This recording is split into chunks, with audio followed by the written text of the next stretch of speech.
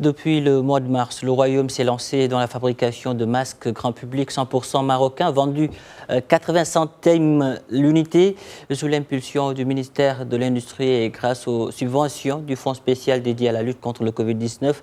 Le Royaume produit plus de 7 millions de masques par jour. Et nous en parlons avec Ilham Berada.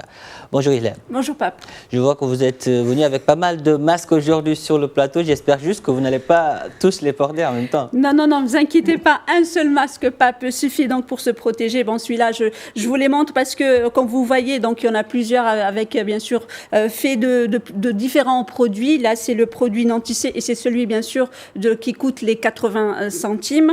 Celui-là, il est fait tissu. Ça, c'est le FFP2, bien sûr, donc qui est plus dirigé pour le personnel médical. Celui-là, par exemple, c'est celui qui est fabriqué par la protection civile. On en parlait ici la semaine dernière. Et tous ces masques donc répondent à des normes. Et le Maroc, bien sûr, à l'instar de ce qui s'est fait dans le monde, a dû donc, dans l'urgence, répondre à des normes, notamment pour la fabrication de ce produit donc à 80 centimes. Et pour nous parler justement de ces normes, nous joignons au téléphone M. Abdrahim Taibi, qui est le directeur de l'Institut marocain de normalisation, l'IMANOR. Monsieur Taibi, bonjour.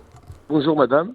Alors ma toute première question, votre organisme, donc c'est lui qui veille donc à la normalisation. Vous avez dû faire face à l'urgence. Comment s'est faite un peu cette création d'une norme pour le produit, notamment le masque Nanticé, et combien d'entreprises ont fait appel aujourd'hui à vos services?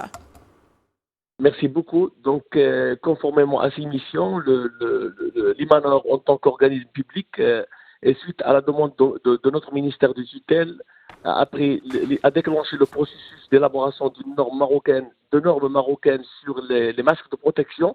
Et nous avons fait une recherche dans les collections des normes internationales et européennes pour identifier les spécifications techniques qui pouvaient nous intéresser et nous être utiles pour élaborer une norme faisable, réalisable et adaptée au contexte de coronavirus. Nous avons établi cette norme, ou deux normes. La première norme, c'était sur les tissus non tissés, et la deuxième sur les tissus réutilisables. Donc, en mettant l'accent sur les performances essentielles qui devraient être respectées par un masque pour qu'elles soient adaptées à l'usage auquel il est destiné, à savoir la première fonction, c'est la filtration, c'est-à-dire un masque est fait pour filtrer, pour empêcher la pénétration de virus ou de gouttelettes contenant le virus au porteur. Et la deuxième, c'est limiter la projection, c'est-à-dire aussi empêcher une éventuelle projection de virus à l'entourage du porteur. Et bien entendu, un masque peut également laisser le porteur respirer. Donc, il y a aussi le paramètre de respirabilité qui permettra d'assurer une bonne filtration sans toutefois causer une difficulté au porteur. Ajouter à cela les autres caractéristiques chimiques, bien sûr, surtout pour le produit textile, pour les masques en tissu, étant donné qu'il s'agit d'un produit qui peut contenir des produits chimiques, qui peut être teinté par des produits chimiques. Donc la norme marocaine prévoit des tests chimiques pour éviter tout effet secondaire pouvant, c'est-à-dire être causé par ces substances. Donc on mesure l'alcalinité, on mesure la toxicité des produits chimiques, et bien sûr ajouter aussi à cela les caractéristiques physiques et dimensionnelles pour s'assurer à ce que le masque fonctionne toujours pour bien sûr la durée prévue pour le masque, à savoir le porter 4 heures, pour éviter à ce qu'il soit inutile de le porter s'il est rempli au plein de gouttelettes qui pourraient ne pas le laisser fonctionner comme il faut.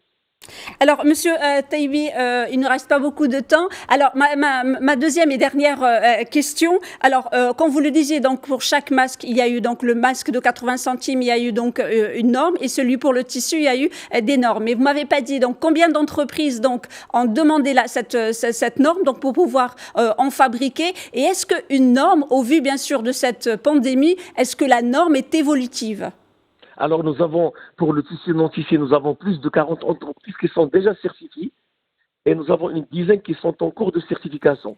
Pour le tissu réutilisable, nous avons plus de 65 entreprises marocaines qui ont déjà fait certifier leur masque, et nous avons plus de 100 entreprises qui sont en cours de certification parce que c'est un processus qui nécessite une évaluation, une confirmation aussi bien des conditions d'hygiène de production que de la qualité du produit. Alors la norme, bien entendu, est évolutive. C'est une norme, on a d'ailleurs jusqu'à présent, nous avons fait évoluer la norme à 3 reprises. Donc chaque fois qu'on identifie des exigences qui pourraient renforcer la norme, on les intègre dans la norme, bien sûr, après la concertation de la commission et des experts, de manière à disposer d'une norme cohérente, complète et apte à satisfaire le besoin et de l'utilisateur et du porteur et des conditions de production. Monsieur Abdelrahim Taibi, merci beaucoup d'avoir répondu à nos questions. Je rappelle que vous êtes le directeur de l'Institut marocain de normalisation, l'IMANOR. Et je voudrais juste rappeler, Pape, que le masque est obligatoire au Maroc depuis le mardi 7 avril. On est pratiquement à 1 mois donc de cette utilisation. Il est préconisé pour se protéger, pour protéger l'autre, mais il ne remplace à aucun moment, bien sûr, les gestes barrières et bien sûr les exigences de la distanciation sociale. Merci, Hélène. Merci à vous, Pape. Prenez soin de vous. J'essaierai.